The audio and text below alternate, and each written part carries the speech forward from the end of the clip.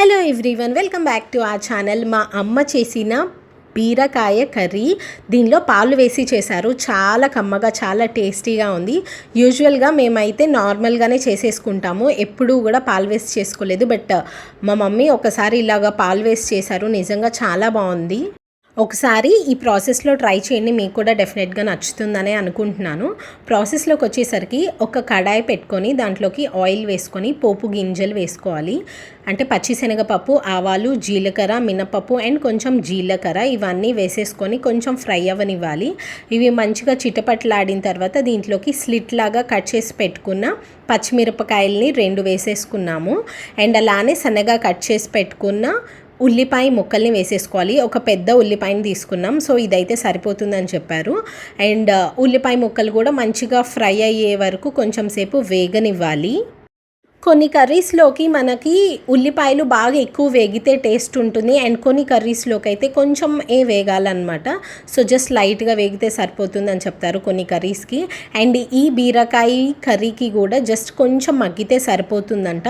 ఎక్కువగా అంటే క్రిస్పీగా అట్లాగా అవ్వాల్సిన అవసరం లేదు, జస్ట్ కొంచెం మగ్గితే సరిపోతుంది అని చెప్పారు.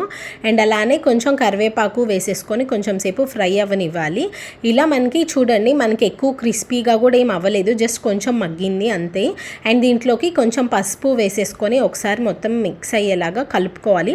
మనం ఇట్లా పసుపు వేసుకోవడం వల్ల అన్నంలో కలుపుకున్నప్పుడు కూడా మనకి మంచి కలర్ అనేది వస్తుంది, అండ్ చూడటానికి కూడా చాలా బాగుంటుంది. ఒక 1/2 కిలో బీరకాయల్ని తొక్కు మొత్తం రిమూవ్ చేసేసుకొని ఇట్లా చిన్న పీసెస్ లాగా కట్ చేసి పెట్టారు.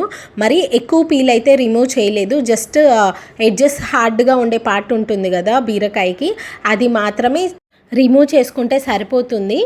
మనకి నార్మల్గా కంప్లీట్గా రిమూవ్ చేయాల్సిన అవసరం లేదని చెప్పారు. అండ్ ఆ ఎడ్జెస్ హార్డ్గా ఉండే పార్ట్ మొత్తం మాత్రం తీసేసి ఇట్లా చిన్న పీసెస్ లాగా కట్ చేసేసుకొని 1/2 కేజీ బీరకాయని ఇట్లాగా కట్ చేసి పెట్టారనమాట. అది మొత్తం వేసేసుకొని మొత్తం ఒకసారి మంచిగా మిక్స్ చేసేసుకొని దీంట్లోకి కొంచెం సాల్ట్ వేసుకోవాలి. మనకి టేస్ట్కి సరిపడినంత సాల్ట్ ఇక్కడే వేసేస్తున్నాము. మీరు కావాలంటే జస్ట్ కొంచెం వేసుకొని లాస్ట్లో ఒకవేళ సరిపోకపోతే అప్పుడు కూడా యాడ్ చేసుకోవచ్చు, ఎట్లయినా పర్వాలేదు. అండ్ మొత్తం ఒకసారి మంచిగా మిక్స్ చేసేసుకొని దీన్ని మూత పెట్టేసుకొని మగ్గించుకోవాలి. మనకి లో ఫ్లేమ్లో పెట్టి మూత పెట్టి మగ్గించుకుంటే మనకి దీంట్లో నుంచి వాటర్ కూడా వస్తుందన్నమాట.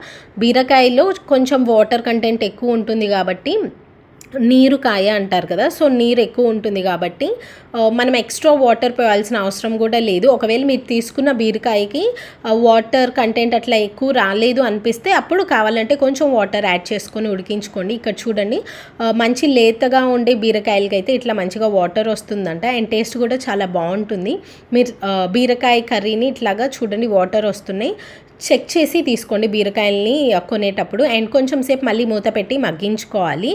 అండ్ ఇక్కడ చూడండి, మళ్ళీ ఇంకొక 5 మినిట్స్ తర్వాత మనకి ఓపెన్ చేసి చూస్తే చాలా మంచిగా ఉడుకుతుంది. అండ్ అలానే బీరకాయ కూడా ఆల్మోస్ట్ మనకి మగ్గిపోయిందనమాట. మనము ఫస్ట్లో కొంచెం పోపులో ఒక 2 పచ్చిమిరపకాయలని కట్ చేసి వేసుకున్నాము కాబట్టి కారంని జస్ట్ కొంచెమే వేస్తున్నాము. మీరు మీ స్పైస్కి తగినంత కారంని చూసి యాడ్ చేసుకోండి.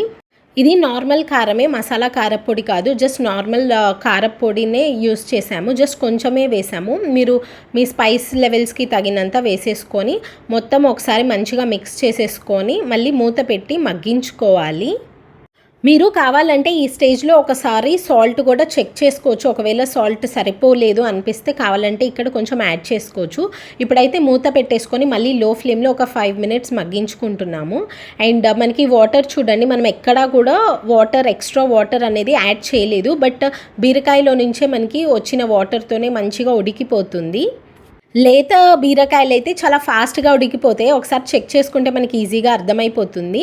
ఇక్కడ జస్ట్ ఒక 10 to 15 మినిట్స్లోనే మనకి కర్రీ కూడా మంచిగా రెడీ అయిపోయింది. ఇక్కడ చూడండి, బీరకాయని ఒకసారి చెక్ చేస్తున్నారు, ఇట్లా ప్రెస్ చేస్తే మనకి మంచిగా సాఫ్ట్గా ఉందన్నమాట. సో మనకి బీరకాయ అనేది మంచిగా ఉడికిపోయింది.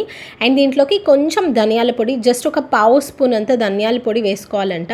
అంటే ఇట్లా వేసుకుంటే టేస్ట్ బాగుంటుంది. ఒకవేళ మీకు ధనియాల పొడి వద్దు అనుకుంటే స్కిప్ చేయొచ్చు అని చెప్పారు. జస్ట్ ఉప్పు కారమైన కానీ బాగానే ఉంటుంది, బట్ ధనియాల పొడి వేస్తే ఆ ఫ్లేవర్ అనేది చాలా బాగుంటుంది అని చెప్పారు. అండ్ కొంచెం సేపు ఇట్లా మగ్గించుకుంటుంటే మనకి ఆయిల్ అంతా చూడండి పైన సపరేట్ అయిపోతూ ఉంటుంది. ఇలాగా మంచిగా ఉడికించుకున్న తర్వాత కొంచెం కొత్తిమీర వేసేసుకొని మొత్తం ఒకసారి మళ్ళీ మంచిగా మిక్స్ చేసేసుకుంటున్నాము. అండ్ మనకి ఆయిల్ లైట్గా సపరేట్ అవ్వడం స్టార్ట్ అయిపోయింది కాబట్టి మనకి ఇంకా ఆల్మోస్ట్ కర్రీ రెడీ అయిపోయింది. అండ్ ఈ స్టేజ్లో మనము మిల్క్ వేసుకుంటున్నాము. సో ఇక్కడ లాస్ట్లో పాలు వేసుకోవాలంట. సో ఇవి వచ్చేసరికి ఒక టీ గ్లాస్ అంత పాలు, 1/2 kg బీరకాయ ముక్కలకి ఒక టీ గ్లాస్ అంత పాలు యూస్ చేసాము. ఈ పాలు కూడా కాచి చల్లార్చుకున్న పాలనే యూస్ చేశారంట. అండ్ ఇట్లాగా మొత్తం ఒకసారి మిక్స్ చేసిన తర్వాత మూత పెట్టేసుకొని మళ్ళీ ఒక 5 నిమిషాలు మగ్గించుకోవాలి అని చెప్పారు. అండ్ ఇట్లా మనకి మంచిగా ఒక 5 minutes ఉడికితే మనకి కర్రీ అనేది రెడీ అయిపోతుంది. ఇది మనం చపాతీస్లోకి ఆర్ రైస్తో కూడా సర్వ్ చేసుకోవచ్చు. చాలా బాగుంటుంది. I hope you like this video. Thank you for watching. Subscribe.